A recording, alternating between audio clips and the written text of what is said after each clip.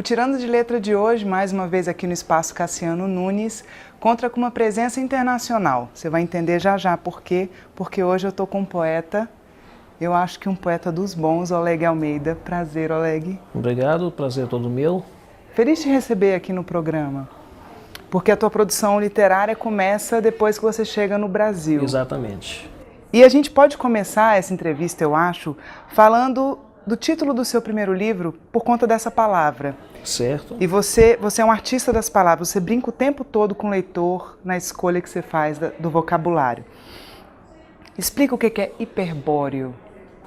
Hiperbóreo, na verdade, é uma palavra grega que se refere a um povo mítico que supostamente existiu nos tempos muito remotos, acima do vento norte, porque literalmente em grego essa palavra significa aquele que existe, aquele que vive acima do vento norte, ou seja, na zona ártica. E como de certa forma eu nasci na União Soviética na época, que é um país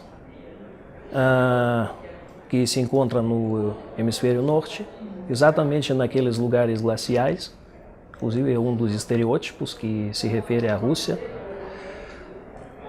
Por isso que eu me autodenominei um hiperbóreo, ou seja, uma pessoa que veio do hemisfério norte, que atravessou o Equador e desceu para cá, para o hemisfério sul. Então é isso aí.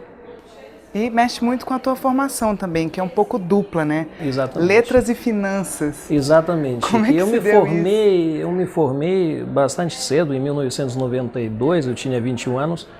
Eu me formei em letras, porque na época o mercado era assim. Eu sempre sonhei em ser tradutor literário. E na época, nas condições históricas dos anos 90, na União Soviética que ainda existia, era um bom emprego, era um bom trabalho. O tradutor literário ele gozava de muito respeito, de muito prestígio, inclusive porque poucas pessoas dominavam línguas estrangeiras. Eu acho que como em qualquer país.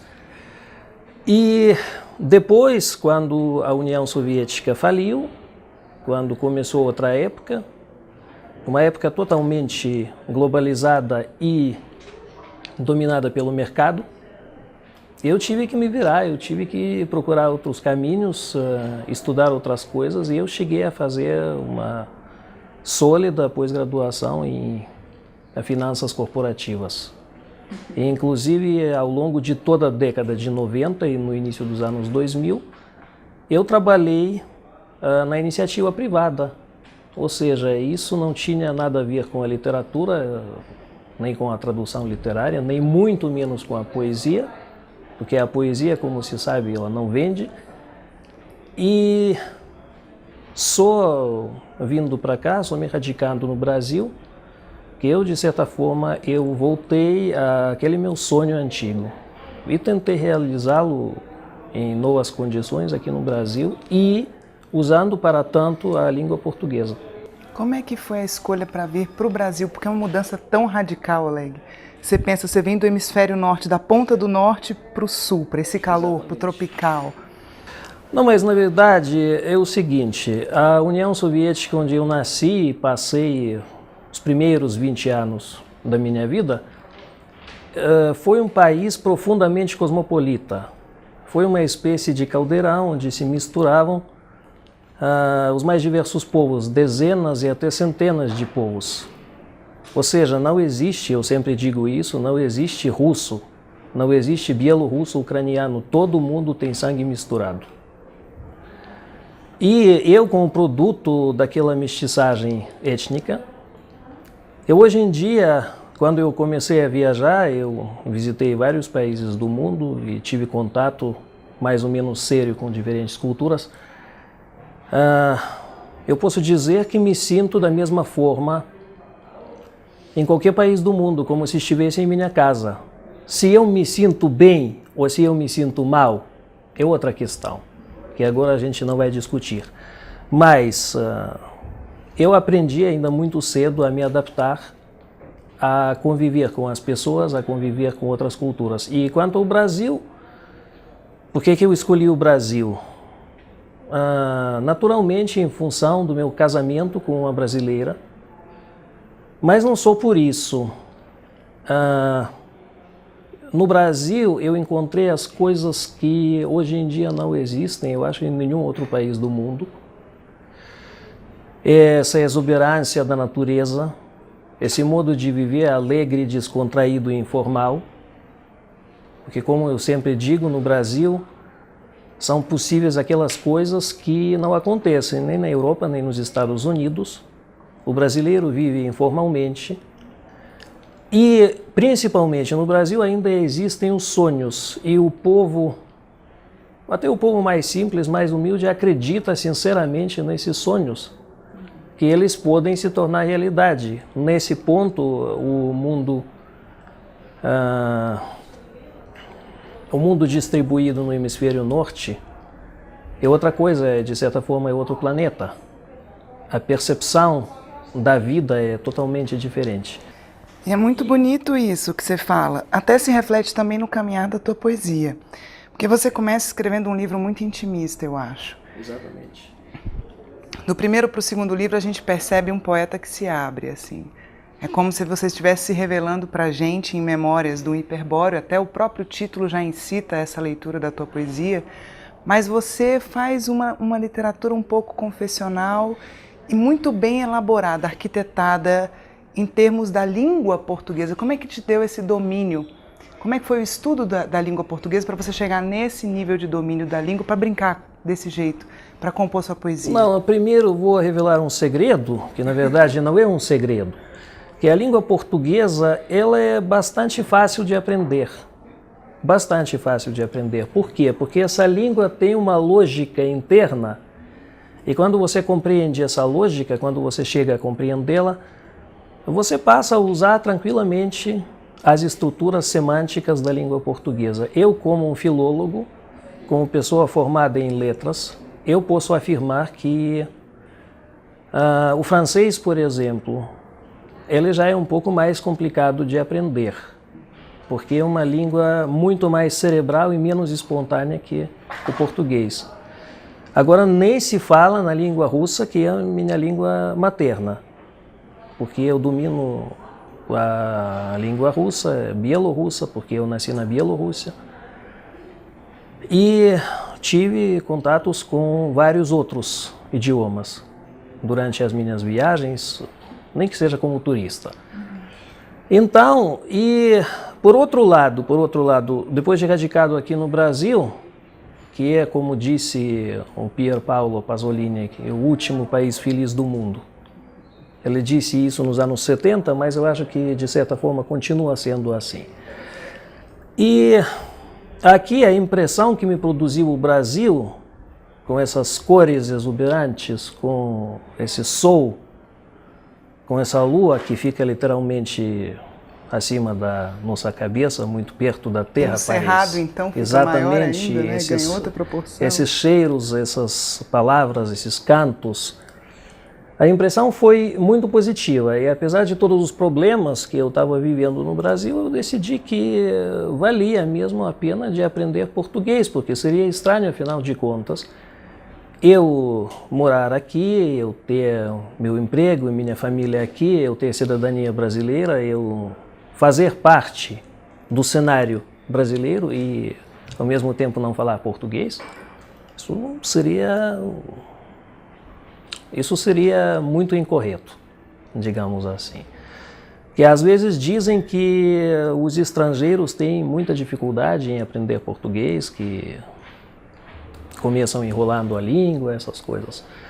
Mas eu acho que se trata, neste caso, mais das pessoas que não se dão o trabalho de aprender o idioma, que não têm muito interesse em aprendê-lo.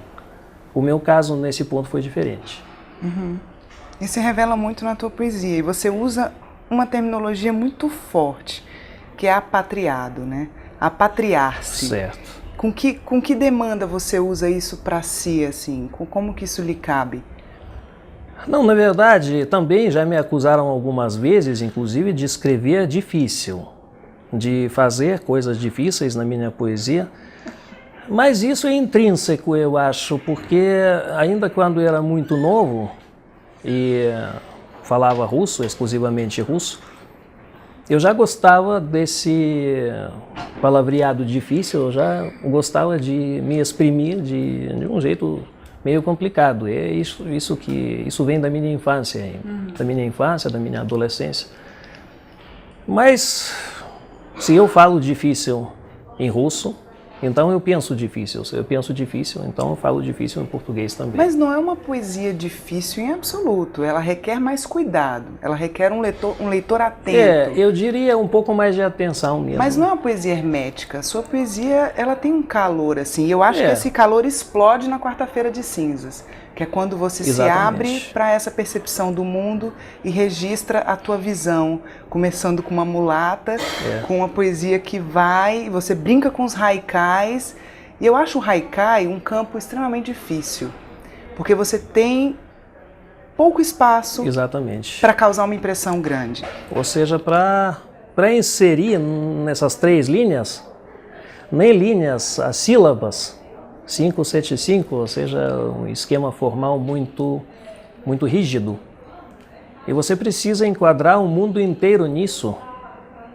Como, por exemplo, quando eu quero expressar o meu descontentamento com o mundo globalizado, com o mundo que está ficando cada dia mais igual, cada dia mais uniforme.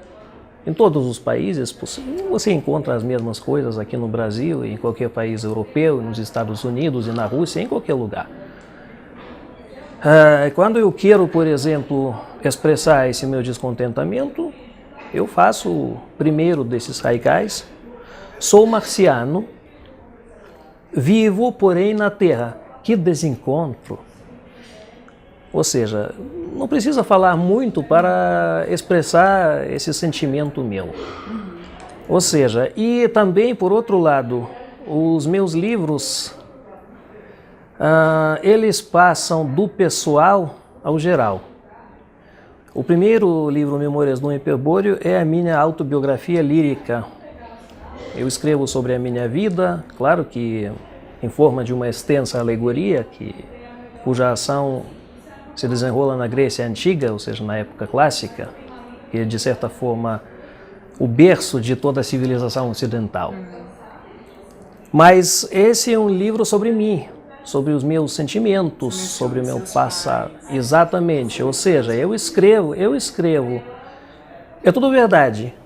Só que uma verdade... Isso eu ia te perguntar, porque a gente nunca sabe entre o autor e o eu lírico onde que está a fronteira, né? Porque você poderia ter brincado o tempo todo. É tudo verdade, é tudo verdade. É confessional. Só que, exatamente, é poesia confessional. É tudo verdade que eu escrevi, só que para decifrar essa verdade tem que conhecer mais a fundo a minha biografia e as condições históricas em que eu vivi antes de escrever esse livro. Agora, Quarta-feira de Cinzas é o monumento, digamos assim, à minha brasilidade. É a minha visão pessoal do Brasil. Com a evocação do carnaval. Exatamente. Isso já é muito interessante. Mas o que também eu quero dizer, o que inclusive me incitou a escrever esse livro, que nos países europeus, por exemplo, existe uma visão muito estereotipada do Brasil, que o Brasil só tem carnaval, futebol, na melhor das hipóteses. Na pior das hipóteses tem bandidagem, pó mágico e qualquer coisa. E eu, de certa forma, eu queria desmentir essa visão estereotipada. Eu não gosto de estereótipos, eu não admito os estereótipos. E nesse livro eu escrevi que o Brasil não só é o carnaval. O carnaval é uma coisa muito mais ampla do que apenas uma festa, que dura esses 4, 5 dias. Não é apenas uma festa, é um modo de viver. É um modo de viver, é um modo de substituir essa realidade chata, realidade muitas vezes negativa e impactante, por uma percepção mais alegre, mais aberta, mais informal do mundo. E talvez seja um modo de escapar a essa realidade, de dançar, brincar, e viver dançando, viver brincando, viver sem se prender a essas coisas rígidas, aos esquemas se enquadrar nos esquemas, seguir alguma filosofia de vida predeterminada. Porque o povo brasileiro vive assim, se reinventando a cada passo, fazendo coisas que aparentemente podem não ter muita lógica, mas que têm sua lógica interna. E essa lógica é a lógica da carnavalização. Não, e aí a gente para aqui para você respirar, Certo. porque no próximo bloco a gente volta e vai falar um pouco também da versão do Oleg tradutor. Fica aí que a gente volta já já. Perfeito.